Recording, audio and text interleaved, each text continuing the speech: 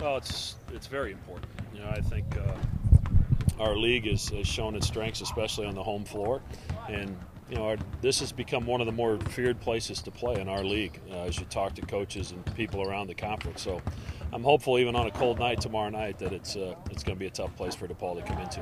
What is it you guys have to do to kind of get off the schneid?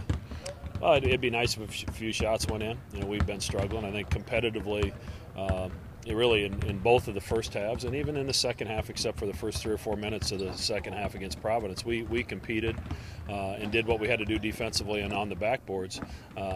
We're just having so many stretches of not being able to score the basketball, and that hopefully the home court will cure some of those problems. Is that contagious when things are going both south and north? I mean, when things are going good, it seems like people feed off each other. Yeah, I think it can be. You know, what's strange is we made 4 of our first 8 against Georgetown, and you know, felt like the tempo of the game was where we wanted it.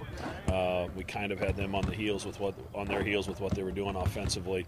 They were taking the shots we wanted them to take, and I think instead of the shots they wanted, we had Josh Smith in foul trouble. We were doing a good job on Smith Rivera, and then we go cold and we make 1 out of our last 17, which are essentially the same shots we made early. So, you know, for us to be successful, you know, we're going to have to knock some of those shots down. That's just the reality, and as you can see behind me, there's guys here early trying to fix that problem. When you switch on the tape, what do you see different about DePaul this year?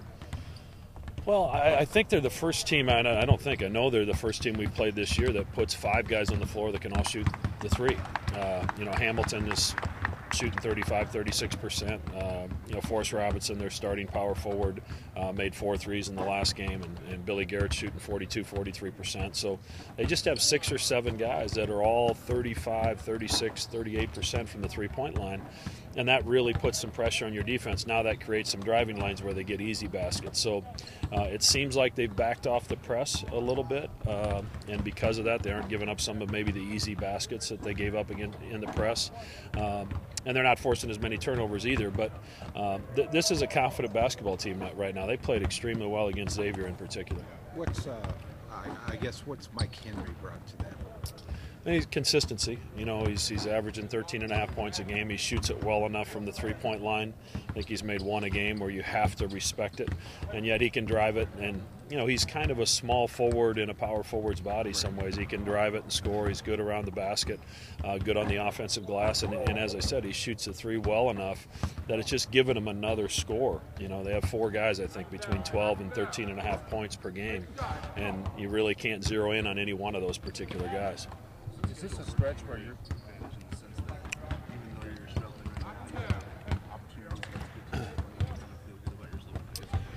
Yeah, I mean, I don't know. It's never fun to start 2 in a row on the road, especially the 2 places we had to start. You know, those are tough places to play, and you're going to have to play pretty well to win to start with. And so you really have to take advantage of your home games in this league this year, because I don't think there's a bad team in the league. I think everybody's capable on any given night of beating any other team, and I think we've seen that so far early in league play. You know, you only have 2 undefeated teams, 2 games in, and we're going to see them both this week.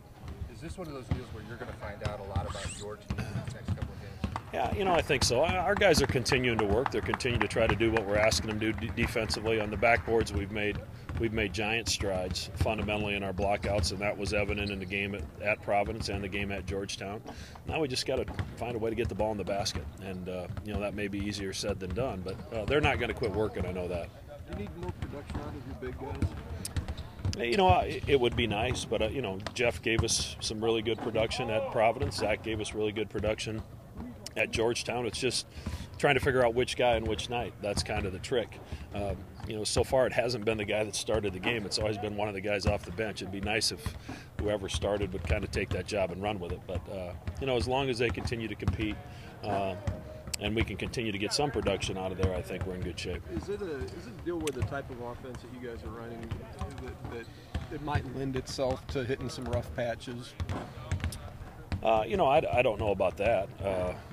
You know, just the number of threes you guys put up. Well, it's kind of how we're built. I mean, we don't have a Shields or a Petaway, guys that are going to slash and score on the block from the guard position. So if your guards don't do that, we've got guys that can do some things off the dribble, Devin, James, Austin, and you know, they attacked and we got to the free throw line. Then we got guys that were brought here to shoot. So you know, it is what it is right now. But you know, as long as we're getting good shots, you know, I'm comfortable with that. Do you think that does Chapman, the load on his plate right now is it too much, or you know? He doesn't have any choice. Yeah. So Yeah. I hope not. I feel bad for him if he feels that way, but you know, Austin's going to be fine. He's waited for this opportunity. He's in a little tough stretch right now, shooting the basketball, and obviously as he goes, so do we. I think we've said that numerous times this year. But you know, he'll continue to work on it, and he'll fight his way out of it.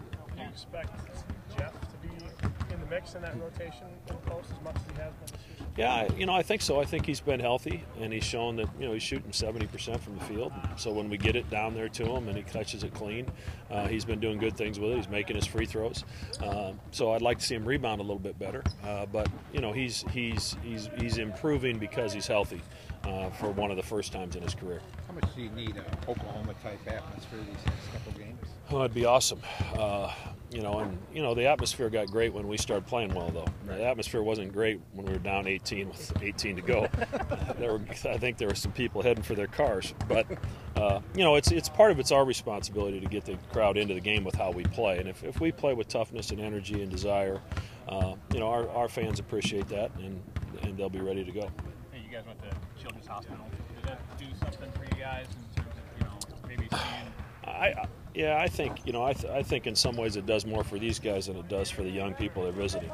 You know, you have a morning off, and I'm sure they'd like to sleep in, but once they get there and they experience that and they see the smiles that they can bring to other people's face, and maybe realize that, you know, the bumps and bruises they're feeling after a tough practice really isn't that big a deal in the large scope of things. So, you know, this community gives so much to us. It's nice for us to have the opportunity to give some back.